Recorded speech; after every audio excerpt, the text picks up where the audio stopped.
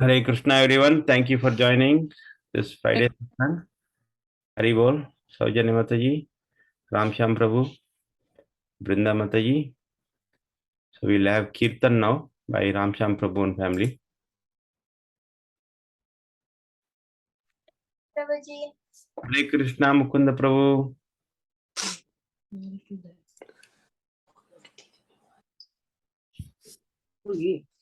Yeah. Oh, we see Kanchan Mataji also. Hari Bol. Hare Krishna, Prabhuji. I heard you are not feeling well. Yeah, not very well. Sorry. Feel good though. Better soon. What happened? Did something happen?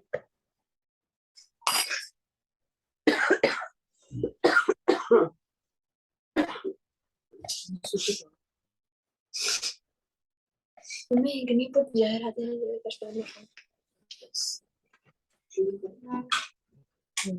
Namo Vishnu Padaya Krishna Prasthaya Bhutale Srimate Bhakti Vedanta Swami Namine Namaste Saraswate Gauravani Pracharine Nirvishesha Paschatya Deshatarine Jaya Shri Krishna Chaitanya Prabhu Nityananda Shri Advaita Gadadhara Sivasadi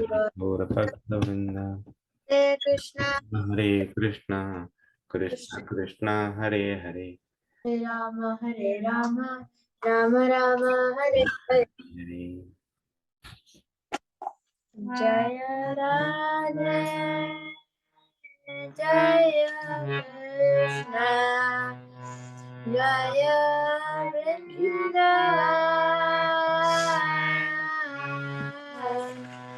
Jaya Radhe, Jaya Krishna. Jaya Vrindavan, Shri Govinda Gopinath,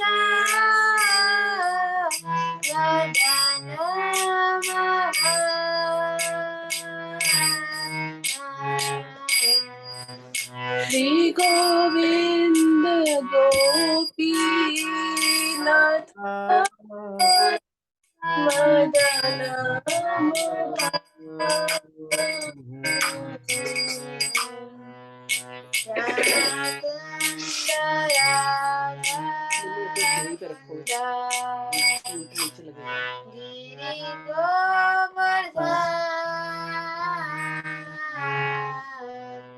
Shama Kunda Radha Kunda Giri Govardhan Kalindi Jamuna Jaya Jaya Mahava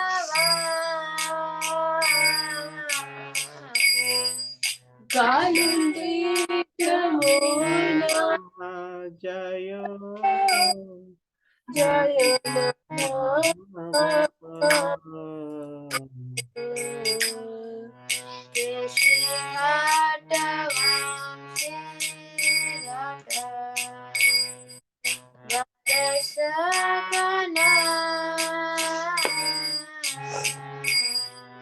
Keshikata Vamshi Bharta Gadashakana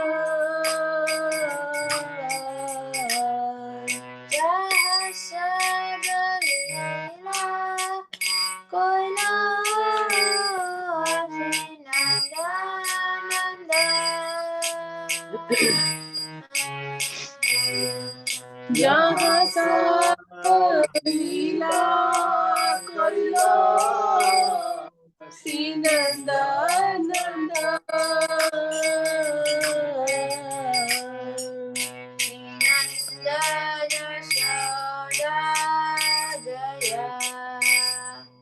Jaya Gopaga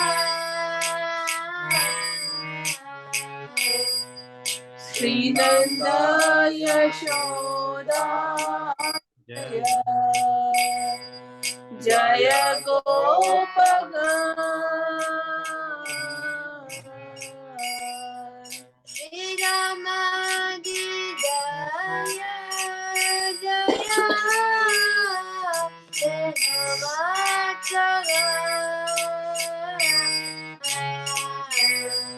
Shri Ramadi Jaya Jaya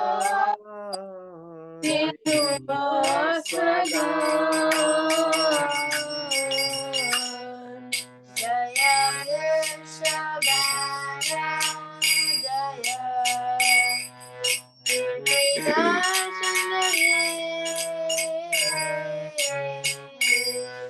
Jaya Bhanu Jaya Kirtidasari Jaya Purnamasi Jaya Vira Nagari Jaya Purnamasi Jaya Vira Nagari Jaya Jaya Gopeshwara Vrindavanama Jaya Jaya Gopeshwara Vrindavanama Jaya Jaya Krishna Sakha Bhakti Jaya Jaya Jaya Krishna Sakha Bhakti Jaya Jaya Rama Jaya Jaya Jaya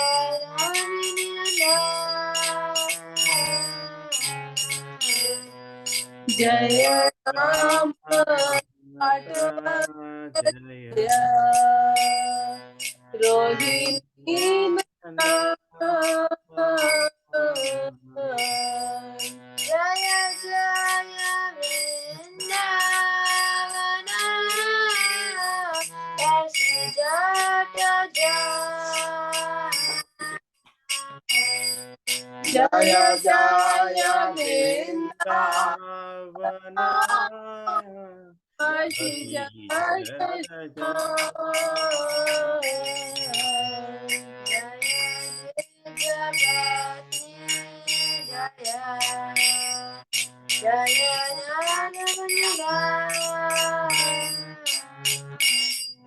Jaya Dvijapati Jaya Nagakanya Yakita Jahara Paino Vindachara Bhakti ke Jahara Paino Vindachara Rasa Mandala Jaya Jaya Radha Shri Rasa Mandala Jaya Jaya Radha Jaya Jaya Rasa Lila Sarvamanara Jaya Jaya Rasa Lila Sarvamanara Jaya Jaya Jaya Rasa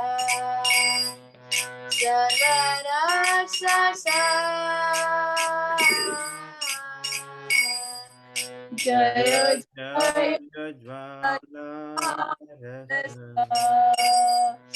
Jaya Jvala Rasa Tarakiya bhave jaha rajate praja Harakiya Bhave Jaha Jagati Praja Janava Padma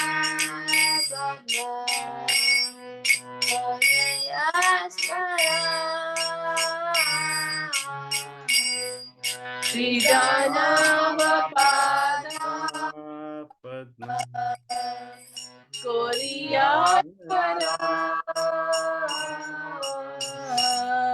Dina Krishna Dasi Kohe Nama Sankirtan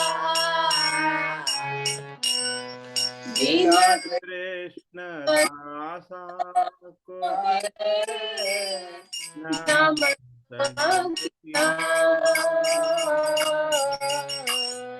Jaya Radhe Jaya Krishna Jaya Vrindavan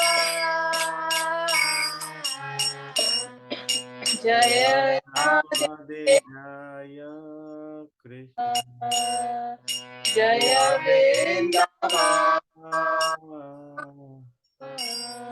Shri Govinda Gopinath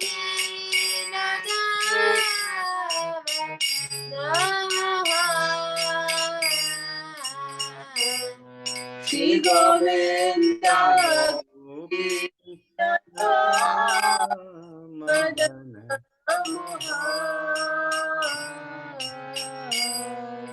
Radhe Govinda Jaya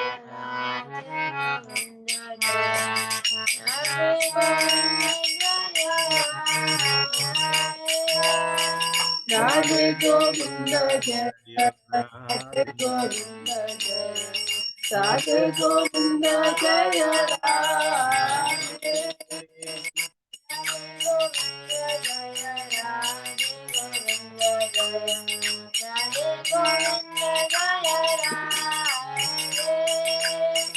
Radhe Radhe Govinda Jaya Radhe Govinda Jaya Radhe Govinda Jaya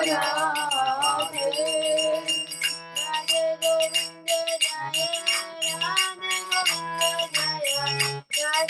Govinda Jaya Radhe Govinda Jaya Radhe Govinda Jaya Radhe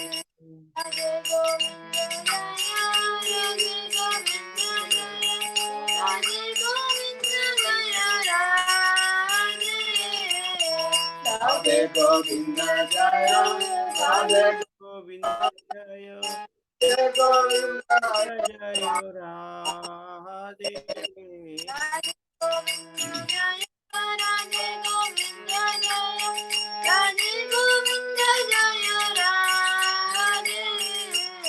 Radhe Govinda Jaya Radhe Govinda Jaya Radhe Govinda Govinda Jaya Radhe Radhe Govinda Jaya Radhe Govinda Jaya Radhe Govinda Jaya Radhe Govinda Jaya Radhe Govinda Jaya Radhe Govinda Jaya Radhe Radhe Krishna Krishna Hare Hare Hare Rama Hare Rama Rama Rama Hare Hare Hare Krishna Hare Krishna Krishna Krishna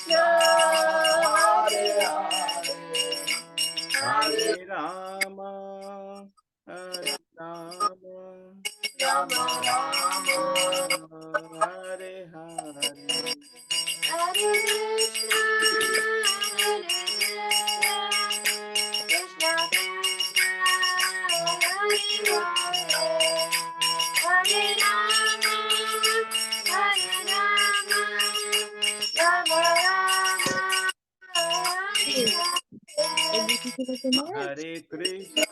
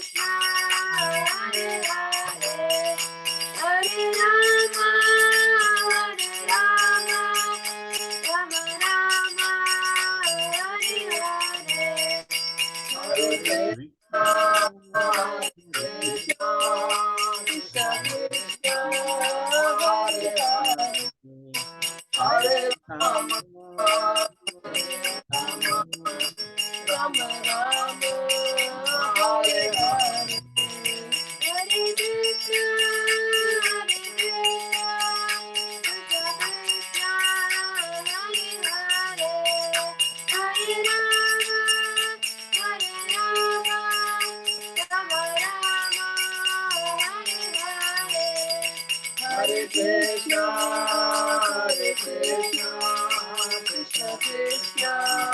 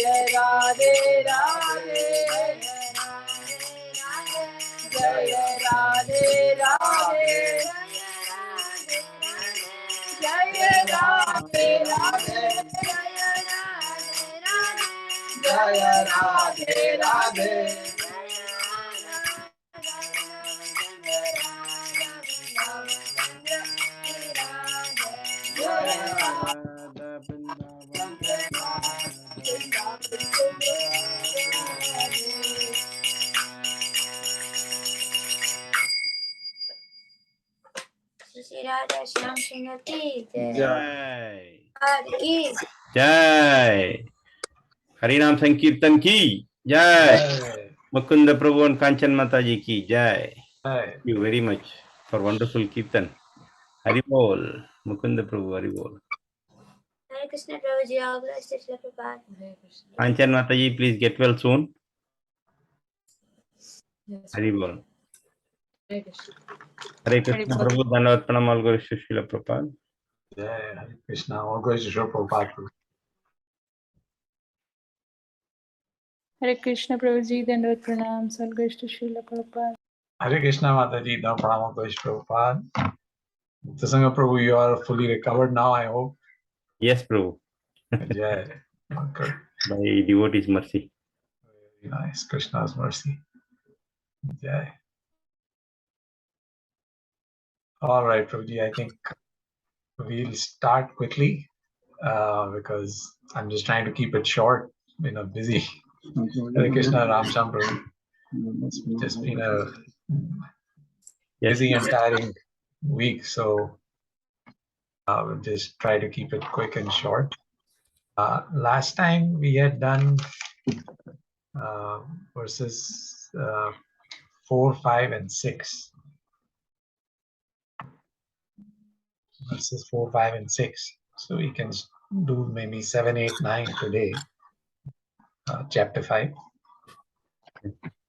Sure, Prabhu. We'll continue with the new session directly instead of the... Yeah. Okay, Prabhu. Unless you want to go do a quick 2-minute recap, just for everybody else's benefit.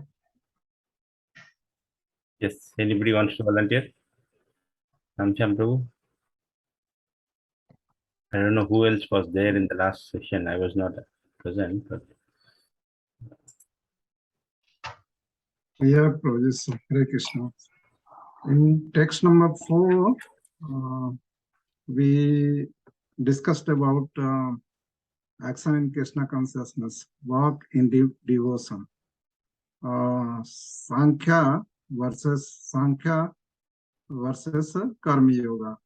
Sankhya Yoga, Karma Yoga, and devotional service are the same or not.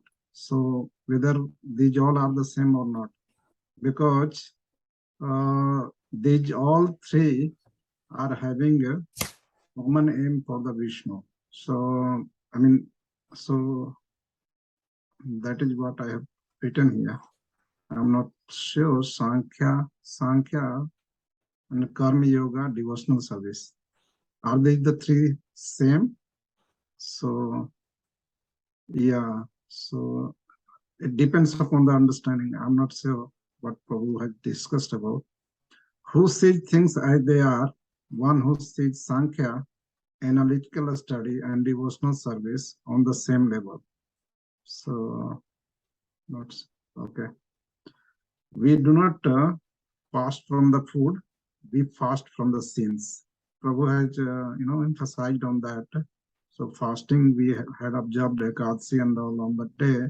So he mentioned like, we do not fast from the food, we fast from the sins. So that's the aim of the fasting. And there is the drive, in the verse number 6, we discussed about the renunciation. renunciation. That is the one is the dry renunciation, which is very difficult and it is the distressful. But the Krishna consciousness, which is easy and sublime. So, and next, that is the karma yoga is better because the process is easier and result is quickly gives liberation back to Godhead. So that's what I have, Prabhu. Hare Krishna. Hare Krishna. Thank you, Prabhu. Yeah, so the one point that was made that the Sankhya and path. Hare Krishna, Vatsala Mataji. Hare Krishna, Prabhu. So, the path, all of these paths, these different paths, whether it is Sankhya or which is the analytical study of the Vedas, or karma, or bhakti, they lead to the same goal, but the paths are different, but they lead to the same goal. Eventually, a person comes to bhakti. So that's why the bhakti process is recommended, because it is quicker and direct instead of spending time on the other paths. So that was the only other clarification. All right. So thank you so much, Prabhu. Then we can move ahead with the reading of verses 7, 8, and 9. And actually, 8 and 9 are combined. So maybe we can read it a couple of times.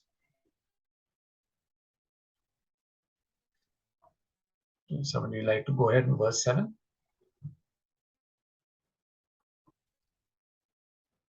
Tyaguji? Yeah, okay. No, are the kids there? Yes, Kids? Hare Krishna, Prabhuji. Text 7. Yes, Prabhu. Yoga Yukto Vishuddhatma Yoga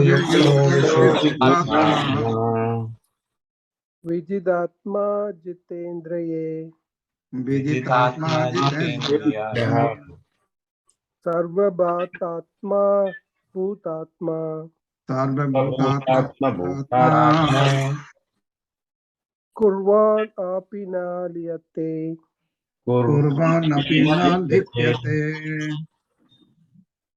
Translation G. One who works in devotion, who is a pure soul, and who controls his mind and senses is dear to everyone, and everyone is dear to him. Though always working, such a man is never entangled. Hare Krishna, Prabhuji. Hare Krishna. Thank you, Prabhu. Everybody wants to go? Okay, I'll go. Naiva kinchit karomiti Neva kinchit karomiti yukto manyate tattavit yukte manyato tattavit paschyan shrinvan spashan jigran Pasyan Sonman, Pasyan Jignan, ashnam gachan swapan swasan Ashnan gachan swapan Swapan Swasan, pralapan vrishyan grihnan Pralapan visarjan granam Vihan, unmisham nimishan api Unmishan nimishan api indriyan indriyateshu Indriyani indriyateshu vartanta iti dharayan. Vartanta iti dharayan. A person in the divine consciousness, although engaged in seeing, hearing, touching, smelling, eating, moving about, sleeping, and breathing, always knows within himself that he actually does nothing at all.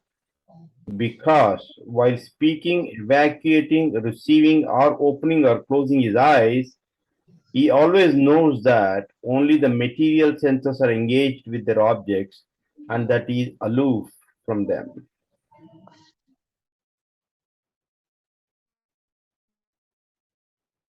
Thank you, Prabhu.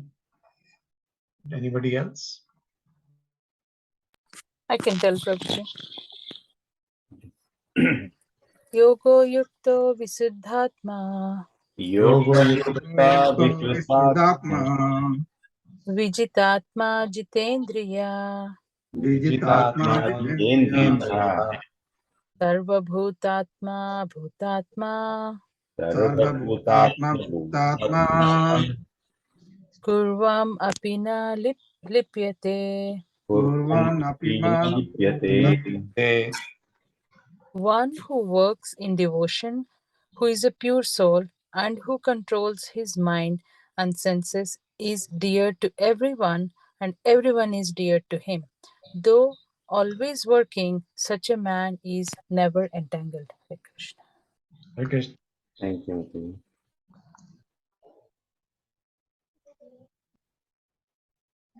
Who wants to go next?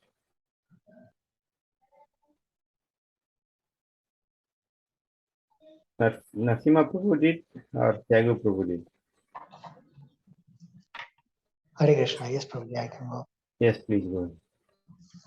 Naiva kinchit karomiti Naiva kinchit Karomi yukto manyeta tattvavid Yukto Manyeta Tattavit tattvavid pashyan shrinvan sprashan jigran Pashyan Sumhan Jigran jigran asnan gachan swapan swasam Ashnan Asnam Gachan Swapan Swasam pralapan vishrajan granan Pralapan Pralapan unmeshan nimishan api unmeshan nimishan api Nabi indriyan nindriyartheshu Indriyandriyateshu indriyateshu vardanta iti dharayan. Bhatanta dharayan. Translation by His Divine Grace A.C. Bhaktivedanta Swami Srila Prabhupada ki jai. Yeah. Jai. A person in the divine consciousness, although engaged in seeing, hearing, touching, smelling, eating, moving about, sleeping, and breathing, always knows within himself that he actually does nothing at all. Because while speaking, evacuating, receiving, or opening or closing his eyes, he always knows that only the material senses are engaged with their objects and that he is aloof from them. Hare Krishna. Hare Krishna. Thank you, Prabhu. Okay, Prabhu, then we can start with the discussion. Om Agyan Tivendasya Gyananjana Shalakaya Chakshurmritam Yena Tasmai Shri Gurve Namaha Shri Chaitanya Manobishtam Sthapitam Yena Bhutale Swayam Rupa Kadamayam Dadati Swapadantikam Vandeham Shri Guru Shri Yuta Padakamalam Shri Guru Vaishnavamscha Shri Rupam Sagrajatam Sagana Raghunatanvitam Tam Sajivam Sadvaitam Saitam Krishna Chaitanya Devam Shri Radha Krishna Padam Sagana Lalita Shri Vishakhanvitamscha He Krishna Karuna Sindhu Dina Bandhu Jagatpate Gopesha Gopika Kanta Radhakanta Namastute Tapta Kanchana Gorangi Radhe Vrindavaneshwari Vrishabhanusute Devi Pranamami Hari Priye Vanchakalpatarubhascha Kripa Sindhubhya eva cha Patitanam Pavanebhyo Vaishnavebhyo Namo Namaha Jai Shri Krishna Chaitanya Prabhu Nityananda Shri Advaita Gadadhar Shivasadi Gaur Bhaktavrinda Hare Krishna Krishna Krishna Hare Hare Hare Rama Rama Rama Hare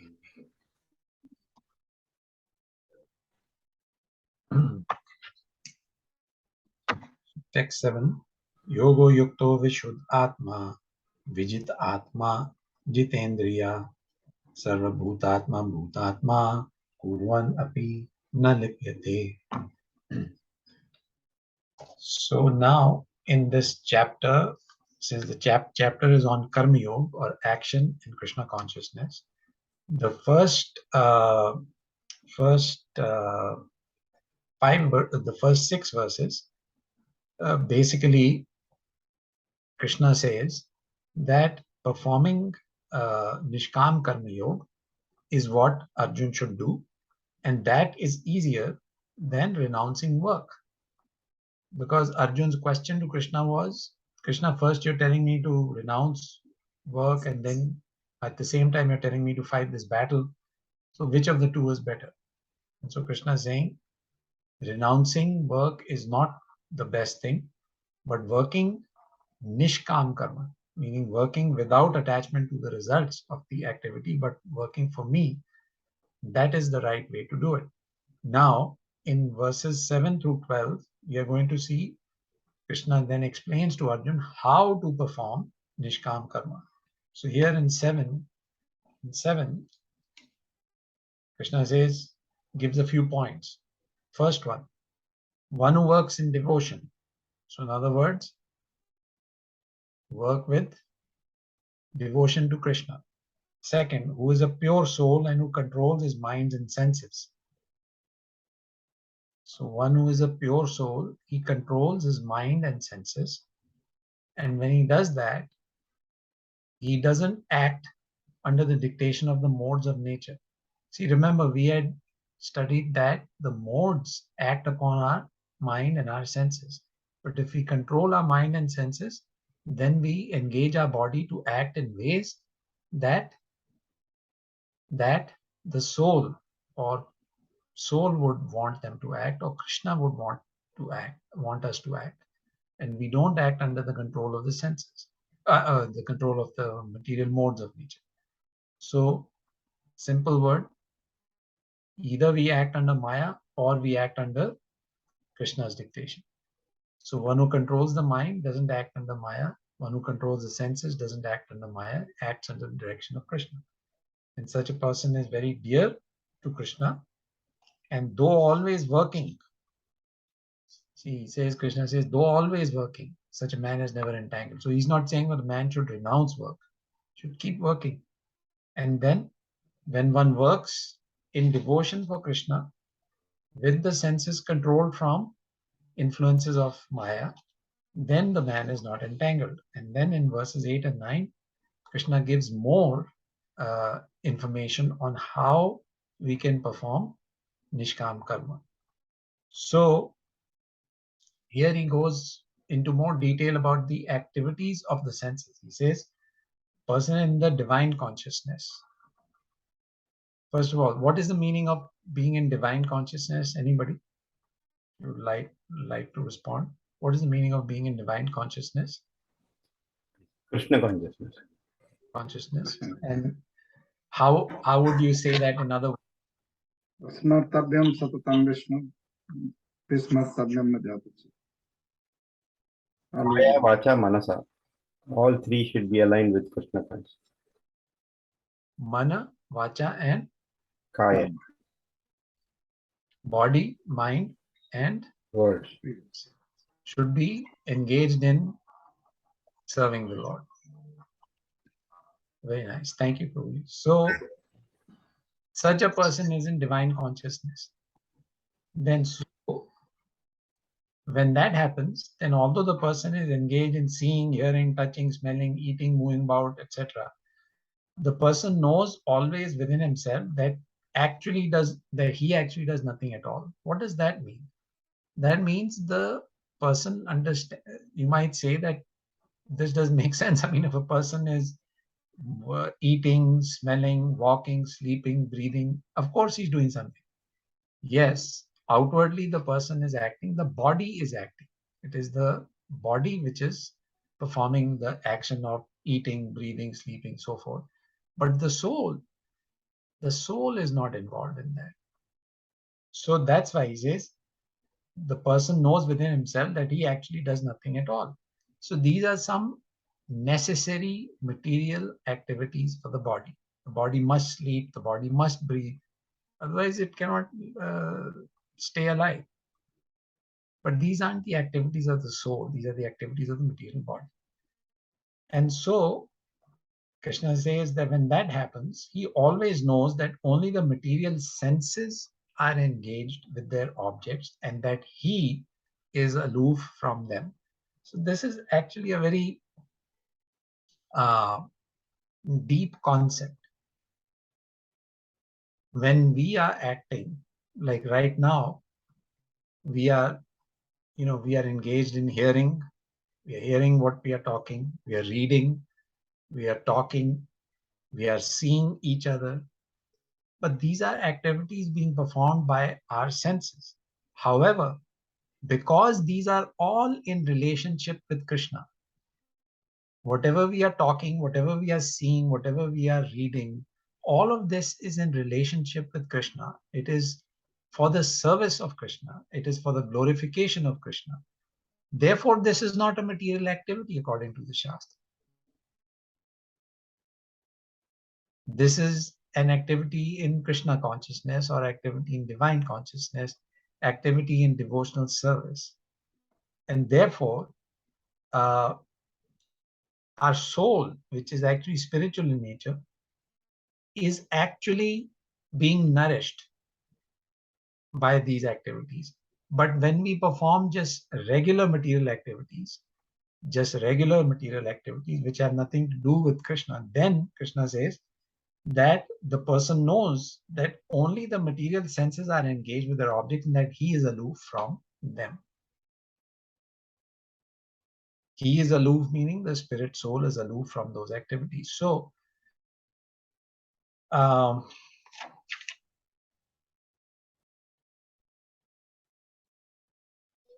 think, well, we can just jump to the next verse too, because it's all very related.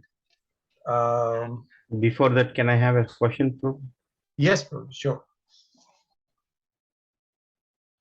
So anybody in general can do all kinds of sinful activities using these material senses, and then still can say that I'm not really acting on it. It's just my material senses acting on it.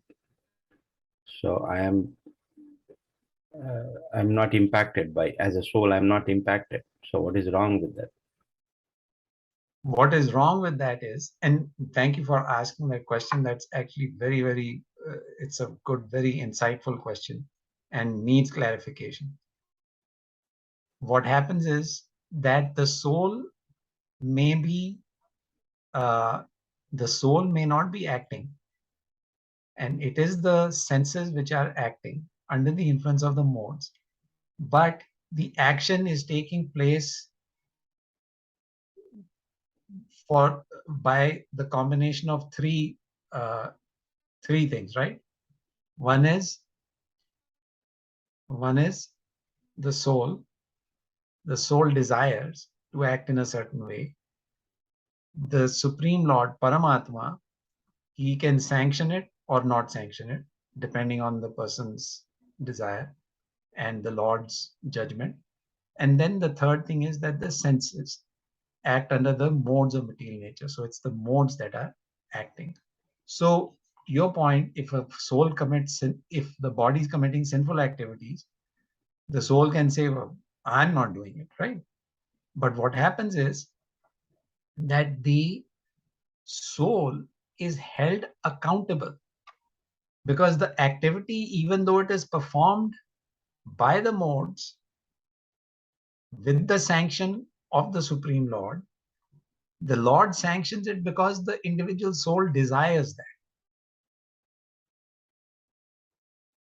Many things we desire, the Lord will not sanction, and many things that we desire, the Lord will sanction. The same logic would apply in this case also, which we just read, right? In the sense that it says that, soul doesn't do anything. A person, whether he's seeing or hearing or touching anything, whatever, he actually does nothing at all. Okay, soul. But it is just the material senses engaged in their objects. He is aloof from it. So when it comes to this, why is he aloof? When it comes to sinful activities, why is he not aloof? He is aloof.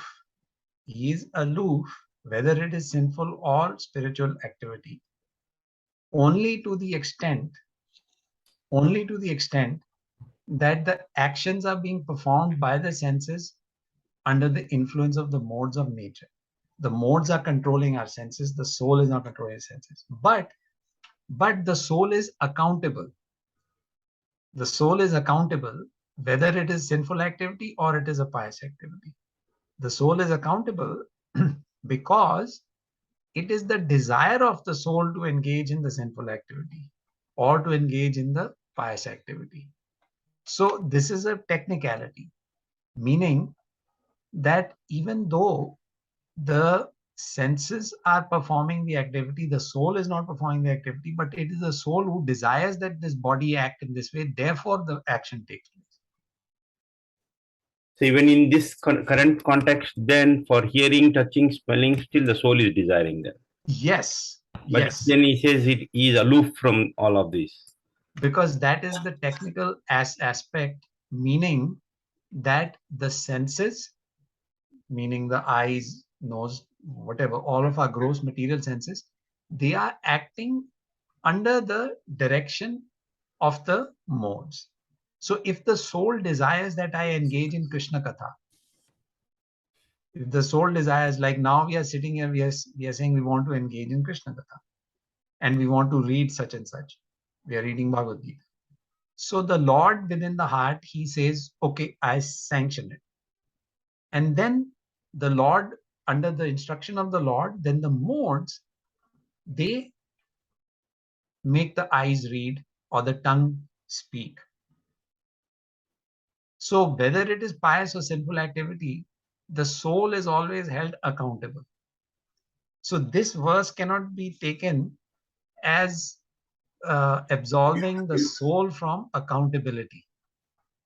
That is why, you see, because we are accountable, that is why there is sinful reaction or there's pious reaction. That is why there's the law of karma. Otherwise, the law of karma wouldn't be applicable, right? We wouldn't be suffering or enjoying the result of our karma. We say we are not performing, it's the modes that are performing. But because any action takes place with the combination of these three things, the Paramatma, the soul, and the modes, it is basically the soul that is held accountable because of the desire. Unless the desire of the soul is there, the action will not take place. But soul is, since we are part and parcel of Krishna, and Krishna is Satchidananda. Okay, so our soul is also Satchidananda. Right. We don't want, the soul doesn't desire to be very offensive in nature. Correct. It's Satchidananda, it's pure. So So what this, does that make the soul desire to be offensive? so when we say that Krishna is Satchidananda, so he is always full of anand, he's full of bliss. And so since we are spirit soul and part and parcel of Krishna, we also have that similar desire that we want to be blissful, we want to be happy. So the ananda part, meaning wanting to be blissful, we all have that desire.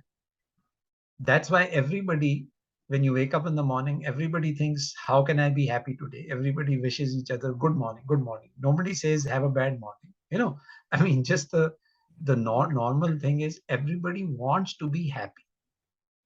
But we don't know how to be happy. We think that by acting in this way or eating this thing or going here or going there, we'll be happy.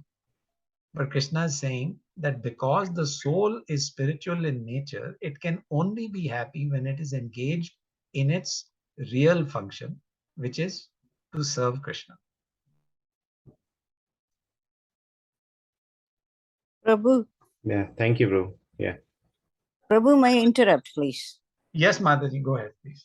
Prabhu, I thought the soul is equal to consciousness, and soul is also equal to Atma. So the Atma cannot be associating with all these things, or this Atma is, or it can be interpreted as Atma is consciousness. Okay, and it is related to the body, and all the senses are bombarding this consciousness. So that's why either we can feel the pain, or we can react to the modes of material nature or away from it. I was under the impression soul is doesn't participate in any of that. I mean, I am confused now, Prabhu, because you said it has desire. How can the soul or Atma has desire? I thought it doesn't have any such thing. I don't know. I'm just kind of puzzled over this. Okay, Mataji. Well, to clarify, first of all, the soul does desire. After all, we are individual souls. We have desires. And the desire is really a integral part of the soul. It is not that the soul is desireless. Soul has desires. Second thing, soul and consciousness are not the same, but consciousness is a symptom of the soul. Consciousness comes from the soul. So in other words, if you have a flashlight which works on battery, so when you turn on the flashlight, if the battery is inside it, the flashlight will come on. So the flashlight's ability to shine is because there is the battery in it. So similarly, the soul is like the battery. We are alive because of the soul. Consciousness is the symptom of the soul. Does that kind of clarify those two parts, Mataji? Then the third thing is desire. Krishna has desires. He desires for us to be engaged in his service. He wants us to come back to the spiritual world. We are his lost children roaming around in this material world. He wants us to come back. He has desires. So the soul also has desires, but like you said, it is bombarded by the Maya. It is bombarded by the modes of nature, and under that bombardment, it starts to think that, oh, see, Muktasanga Prabhu said that the nature of the Lord is Satchidan Anand. He is eternal, he's full of knowledge, and he's full of bliss. So we also have a desire to be blissful, to have knowledge, and we are eternal. The soul is eternal. But that desire to be blissful is there in us. So we are not desireless. It's just that we don't know how to be blissful. And we think that by engaging in material activities, we'll be blissful. That's why we are in this material world. Krishna sent us to this material world because we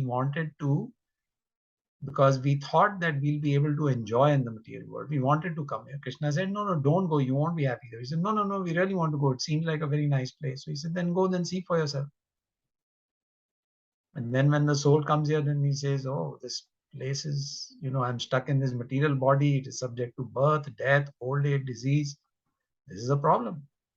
Then the soul desires to go back to the spiritual world. You see? Prabhu, can you please define soul? Because soul is associated with the consciousness, right? What you are saying is right. Yes. Even go ahead. Consciousness is the symptom of the soul. Without soul, there'll be no consciousness. I thought for a soul is standing alone. That's what I was thinking. It's just standing alone. It is unmotivated, undisrupted, eternal. And it doesn't get affected by any hot and cold or anything else. That was my impression. That's right, Mother. The soul doesn't get affected by heat and cold, like in chapter 2, they say, it cannot be cut, cannot be dried, cannot be made wet by water, so on and so forth. Because it is spiritual in nature, and all these are hot, cold, and all is all material. So it's the body and the senses that can experience hot and cold. The soul doesn't experience all of that. But because it is trapped in this body, if the body is uncomfortable, then the soul feels uncomfortable. It can, it has to suffer or enjoy the condition of this body because it is in this material body. And that's why the whole philosophy is how to get the soul out of this material body. So that it doesn't have to come back into a material body again. And depending on our karma, either we get a human material body, we could also get an animal material body. So the whole program, the whole idea of Bhagavad Gita, Krishna says, is for us to understand that we are spirit soul, that we should not be residing in a material body because that body will suffer. And so how to get out of this and go back to the spiritual world where we will have spiritual bodies, by the way. So what you are saying, Prabhu, is, let me put it my way. Sure. I think if we are chanting or if we are doing, associating with people, and doing the right thing, what the scripture asks for, and if we follow the regulative principles, what Srila Prabhupada said, and if you are doing all the right thing, maybe the soul will slowly get into the it can get out of the material nature, it can go closer to Krishna. Otherwise we will be so entangled and it will be very problematic for us, and you will be suffering because of 3 modes of nature all the time, unless we focus our attention and desire to be connected to Krishna. And then consciousness associated with the soul is changing, right? That's exactly right, Madhuri. The consciousness has to change.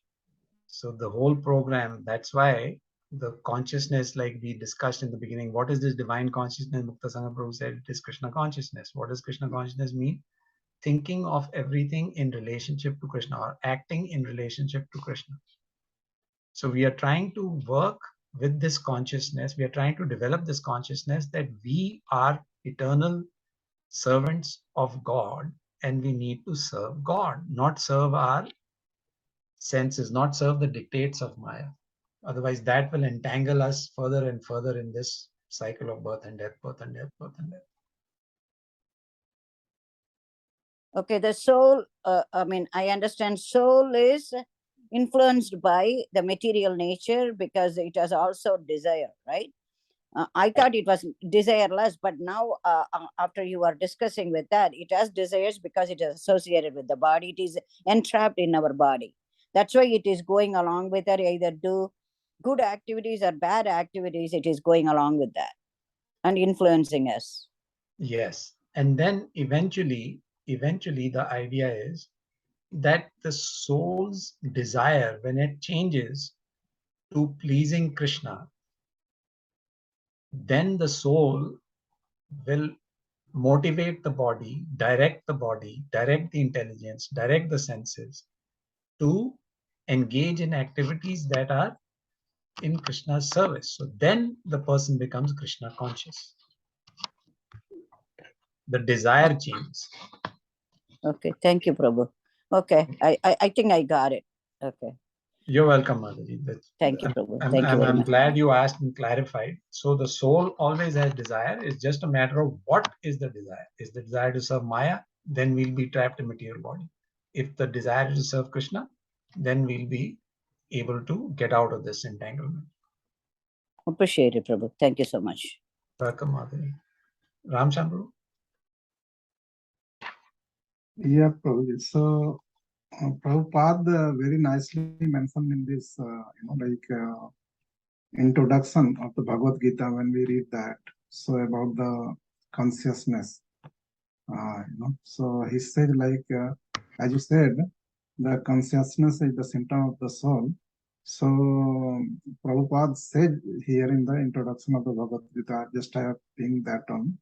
So what is this consciousness?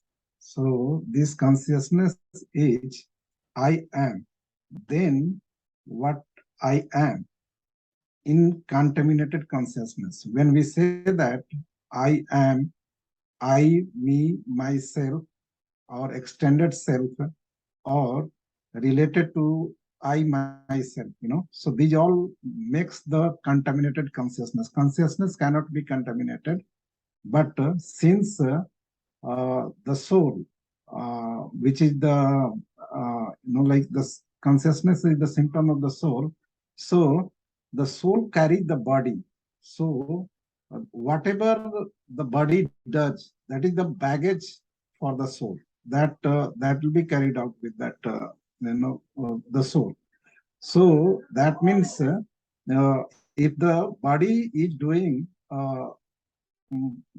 sinful activities, so that will be carried out by the soul. So just wanted to point out, the contaminated consciousness, that the consciousness cannot be contaminated, but Prabhupada said here contaminated consciousness which relates of the body. So when body is doing sinful things or body is doing I, me, myself, that making the contaminated consciousness. Yeah, the contaminated consciousness there means that the soul thinks that I am this body. Yeah. The soul thinks, when you ask who are you, say, oh, I am this body. Instead, Prabhupada is explaining that we are not the body, because when the body keeps changing and eventually body dies, but the soul never dies. The soul moves on to another body. Deno asmin yatade kumaram yuvanam jara.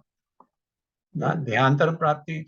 So when this body ends, the soul moves to another body. But the idea is that through our consciousness, if we become God conscious and want to go back to the spiritual world, then we can stop the cycle of getting one body after another, after another, after another. Exactly.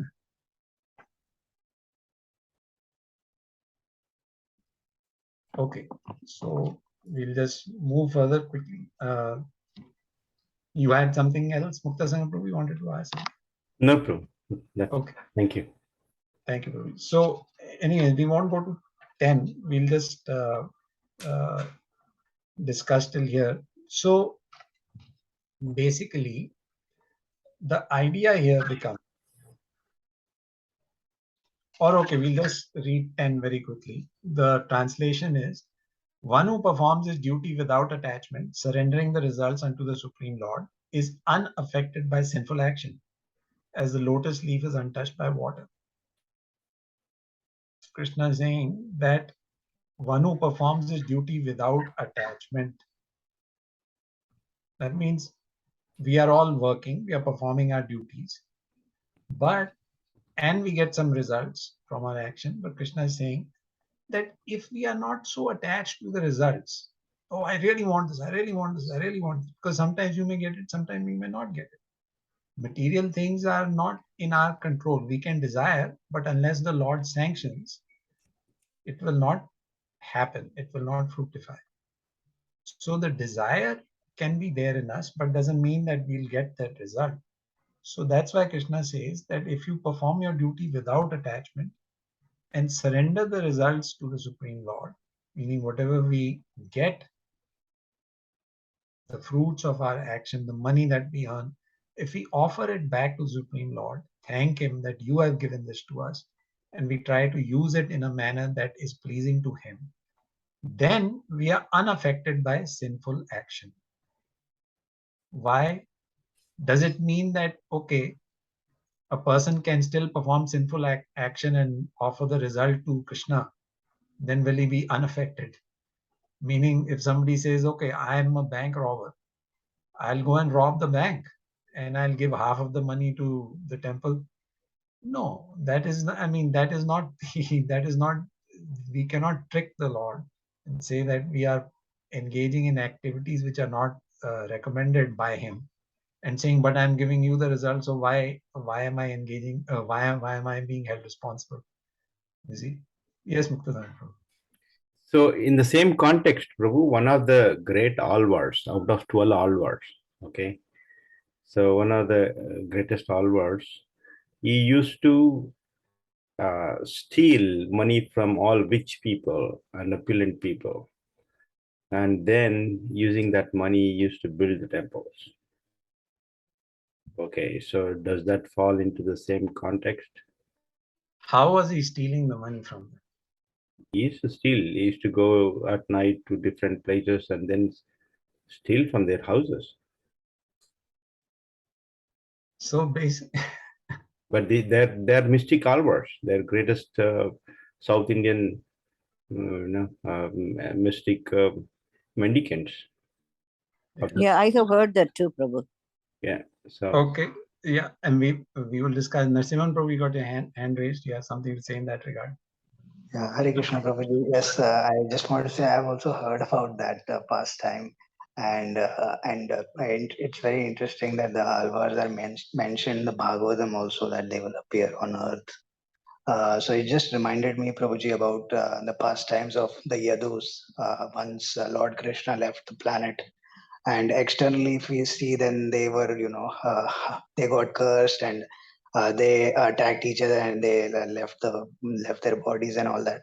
But one of our Goswamis have written that even their activities were completely transcendental, even though they appeared to externally be, harmful, but they were still the Lord's associates. That's all. Hare Krishna. Hare Krishna, Prabhu. Thank you. That's very nice point and clarification. So the thing is, now the 12 alvars, they were very elevated. So it's like the 12 Mahajans, right? We can follow them, but we cannot copy them. Anukaran and Anusmaran. There is this difference. So we follow the authority, but we cannot copy. So like Lord Shiva, Shivji, he can hold poison. He drank poison and he held it in his throat and it did nothing to him because he had the power and the capacity to control it. But if we try to copy and say, oh, Shivji drinks poison, we can also, you take one drop and we will be dead. So we have to understand the transcendental, the purpose behind why the authorities, the elevated people perform certain actions which may seem like sinful activities to us, but actually they are not. Just like you're talking about this example where the Alvar was known for stealing. Even Krishna used to steal. He used to go to people's homes and steal butter and milk and things like that. But the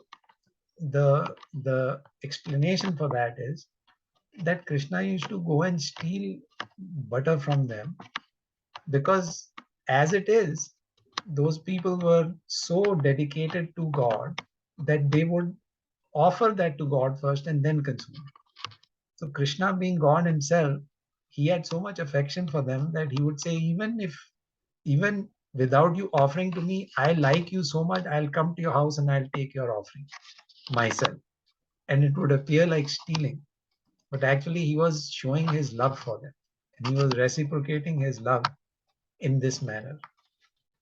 So the point is that on the surface, the activities of transcendental authorities may seem like they are against the scripture, but actually the deeper meaning behind them is that they are not.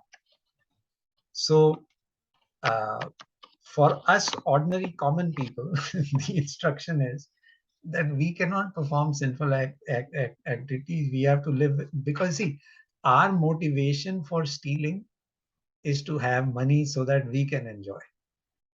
You see, that is the difference. We will, if we steal money, I guarantee you, we will keep some of it for ourselves, for our own enjoyment, and maybe a little bit we might give to the temple also, so that I don't get any bad reaction. That will be more as like an insurance policy, not out of love for God. So there is a very big difference in motivation.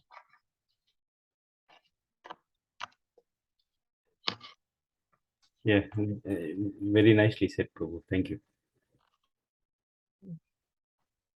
So anyway, so we have to act, we have to perform our duties. And so whatever action we perform, we are responsible for it. We are accountable for it. And here Krishna is saying that if we perform without attachment, the person goes and steals the bank, he's going to keep most of the money for himself, for his enjoyment. That is attachment. But if a person has the capacity to give up 90% of it, keeping only 10% for his or her maintenance, then the person is not attached. Of course, not everybody can do that, but we say that even if a small percentage you can use for the Lord's service, that is good. The more you do, there is no upper limit, but there is definitely the sense of sacrifice has to be there to share something with the Lord. So anyway, I'll stop here, Prabhuji. It's already almost 9 o'clock. Ramchandra Prabhu, you had your hand up. We'll take maybe one last question, and then we can go from there. Here, Prabhuji, I was thinking on, Mukta Sangha Prabhu was talking about the Salvat. He was just stealing the money from the rich man's, or the maybe they had collected the wrong way that money, and he was. So there is the one movie they have created, like onion movie kind of. He is giving punishment to all other, they are doing the. So this is not good, right? So that person who is just stealing the money and building the temple, even he's building temple or giving charity to the temple. So he's supposed not to do like that. I mean, he's not the God. God is there to control the thing. Also means God is having his representatives, demigods. They will be doing the job task. So if someone, suppose I am taking responsibility the job thing, those who are doing wrong things, I will start doing punishment.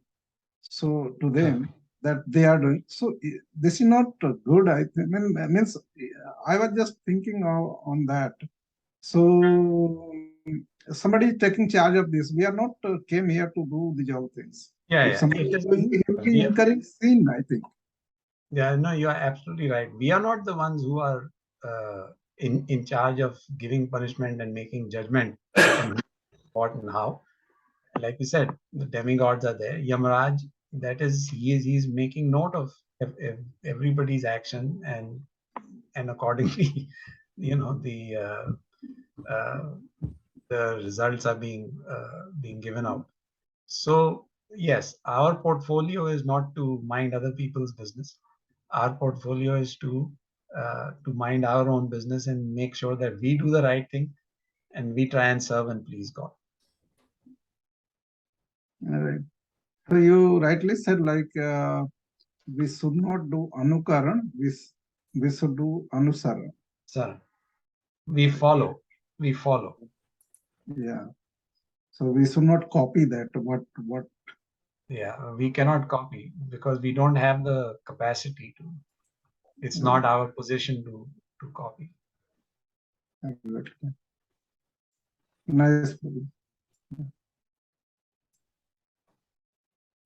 Okay, Prabhuji's, Mataji's, I think. Thank you Stop very here. much, bro. Whenever you say you have to end, sorry, extremely it goes and at least 9 o'clock. It's all nice. Krishna Katha is always nice. Engaging, glorifying the Lord is always nice, and it's good to be good to get an opportunity to glorify the Lord together. So, thank you all very much. But today is also a very auspicious day, as you know. It's Srila Haridas Thakur's disappearance day. Disappearance day, yes. And also today is the day when Srila Prabhupada took sannyas.